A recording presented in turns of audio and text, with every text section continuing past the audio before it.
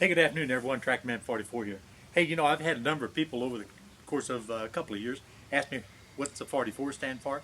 Well, I'll tell you, Massey Harris 44, like you can see right behind me on the trailer, is my all-time favorite tractor. I had a chance to pick this one up, and this is a 44 Special.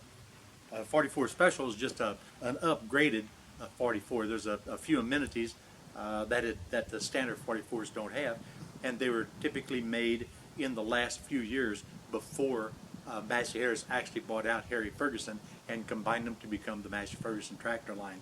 But at any rate, things that were standard on the 44 Special was the cast inner hubs on the front wheels and on the rear wheels. They have I think they've got a little higher capacity hydraulic system, and this particular one here is a gas. They almost always have a nice neat little step up here on the side of the tractor where you could enter on the clutch side instead of having to climb up over the 3-point implement. Another thing they always had standard was typically category 2 3-point lift in the back, and again it's got an oversized control valve underneath the seat, and of course a standard drawbar. And the standard drawbar was almost always, or always that I know of, fitted with the roller drawbar that would allow adjustments when you're using a pull type or a drag type plow or implement. It would allow ease of relocation to left side or right side with that by means of that greasable roller. And one of the main differences between the standard 44 and the 44 Special was the engine. They were both 4-cylinder overhead valve Continentals. The Special, however, had 277 cubic inch versus the standard 44 had the 260 cubic inch. So that's 17 more cubes, give you some more horsepower. And these things with the big pistons and the long stroke had a tremendous amount of lugging power. And they were in direct competition with the Farmall M, which was a shorter stroke, higher RPM engine, and overhead valve in design as well. But the lugging power was much greater, in my estimation, on the 44s, especially the 44 4s, than the 4-cylinder of the International. As you can see, it's got the factory 3-point, like I said, category 2, that actually bolts right onto the edge of the standard cultivator lifts whenever the tractor was not fitted with 3 points. You'll notice here that the upper link is below the power takeoff shaft. Whenever you're using a pull type implement or an implement that power takeoff driven, like your bush hog or whatever, you had to have a special upper link that actually had a great big oval in the middle of it, so that the power takeoff shaft would pass through that oval onto the A-frame of the 3-point lift. That was always kind of a bit of a contention, you know what I mean? But at any rate, it's a functional 3-point, and it is category 2. And you can see here the roller drawbar, maybe. I don't know that you can see that very well at all.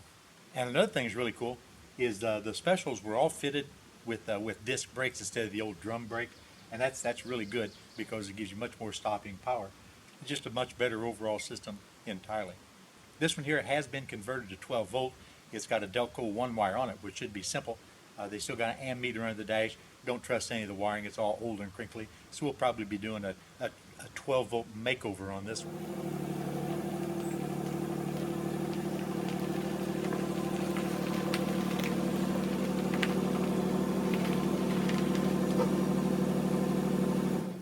Now this one's brake's not frozen, so it's going to want to roll downhill just the way it should.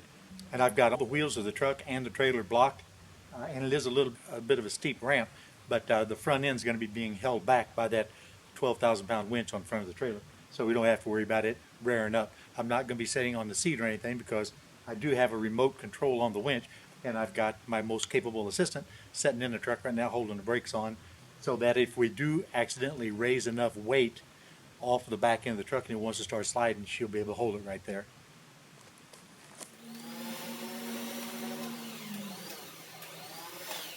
Well, this is what the tractor man brought home yesterday. This is a Cinderella story.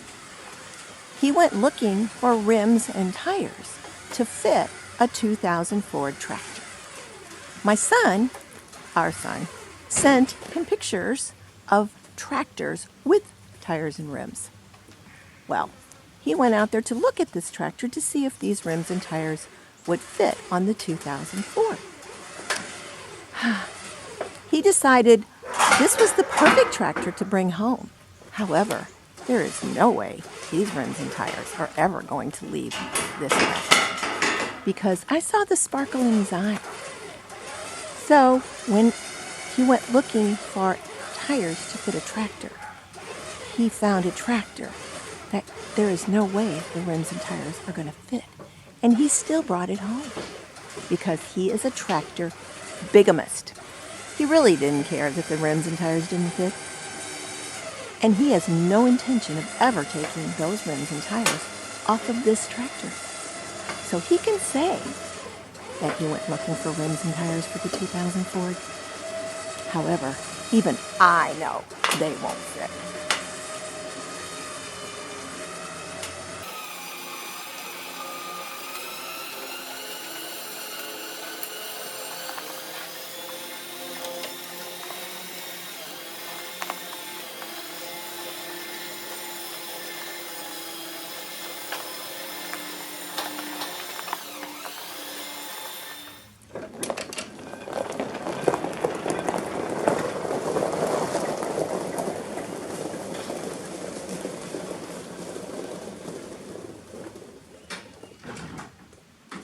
And there you can see firsthand the benefits of having a remote operated winch.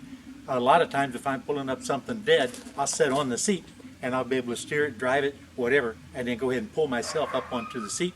I can do exactly the same thing while unloading. It's just that this one here was just a little too precarious. It was a little too steep coming down. I didn't want to set on, no need to do that. So I just walked along the side and was able to control the steering and everything, and then let that winch with that snatch block on the front end to slow down the offloading. So it slows down the speed by putting that snatch block on it that you're moving the piece of material, whether it's on the trailer or off the trailer. That's it. That's the end of this one here. And until I get a chance to get around to working on it, you know what? This is Tractor Man 44, and I'm out of here, guys.